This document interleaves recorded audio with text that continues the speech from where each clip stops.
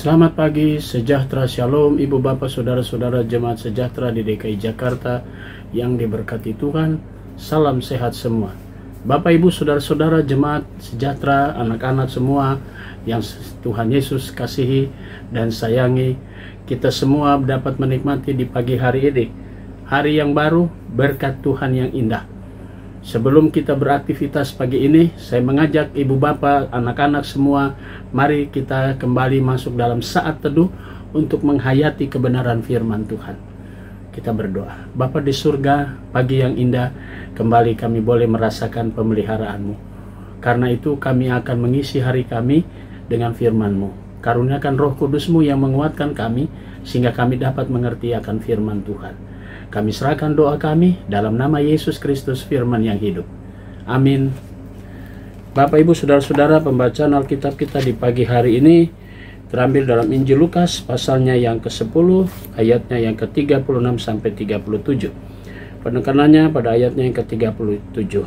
Jawab orang itu, orang yang telah menunjuk belas kasihan kepadanya.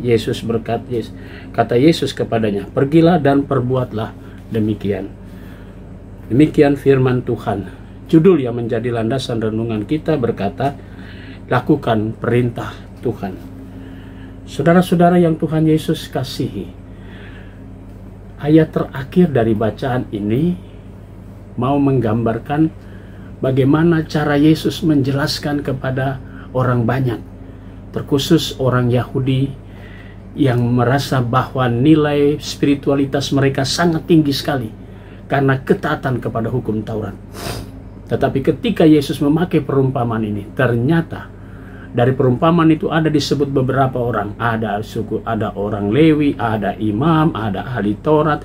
Semua lebih fokus pada ibadah dalam pengertian kultusnya.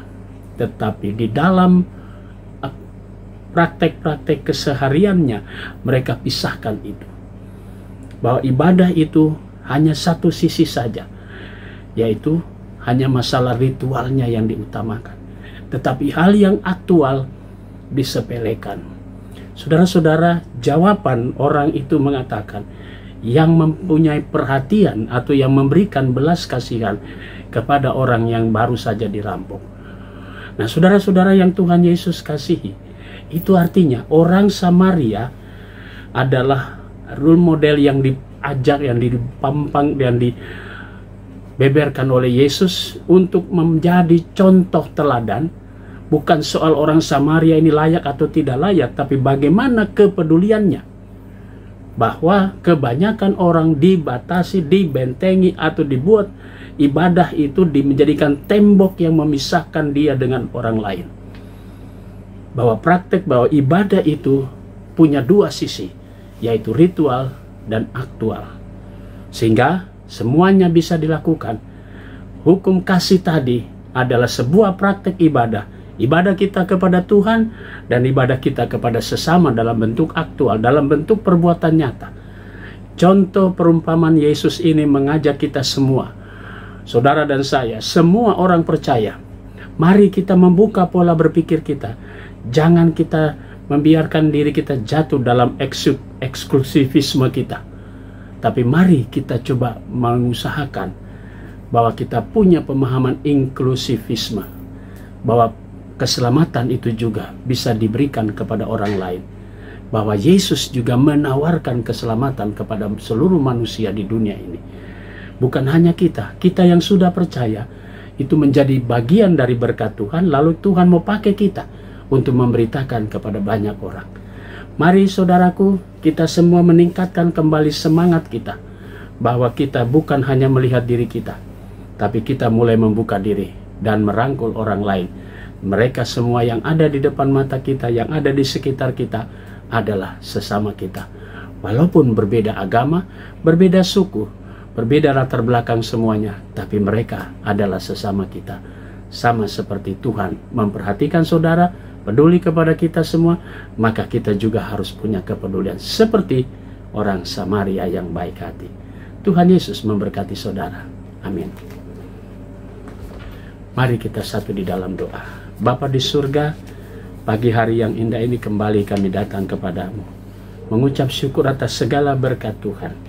Pagi ini kami mau berdoa untuk jemaat sejahtera yang ada di 5 sektor pelayanan.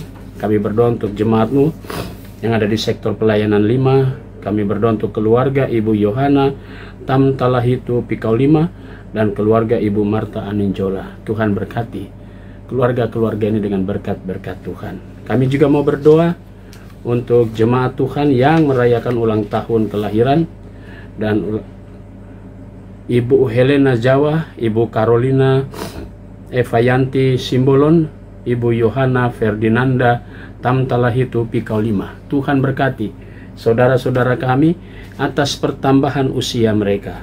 Mereka semua diberkati oleh Tuhan. Kami juga mau berdoa untuk jemaat Tuhan yang sakit. Sektor pelayanan 5, Ibu Leni Patiata, Ibu Darmila Benjamin, Bapak Paul Nanlohi, Ibu Rosmina Sembiring, Bapak Franz Tumbol, Ibu Marta Talahatu Aninjola, Ibu Beatrix Aipasa, Ibu Sukindartati Kalalo, dan Saudari Lina Lawalata dalam proses pemulihan. Kami serahkan saudara-saudara kami dalam keberadaan tubuh mereka yang lemah, semakin hari semakin ditambahkan kekuatan mereka. Kami juga mau berdoa untuk pegawai kantor gereja, koster, dan keamanan. Tuhan Yesus berkati saudara-saudara kami dengan karya dan tanggung jawab mereka. Kami juga mau berdoa untuk jemaat-jemaat GPIB dimanapun mereka berada. Majelis Sinode GPIB selaku pimpinan, diberkatilah keluarga mereka, pelayanan mereka, juga karya kerja mereka semua. Kami serahkan doa kami di pagi hari ini di dalam nama Tuhan Yesus, Juru Selamat kami yang hidup. Amin. Selamat pagi, selamat berkarya, Tuhan memberkati saudara.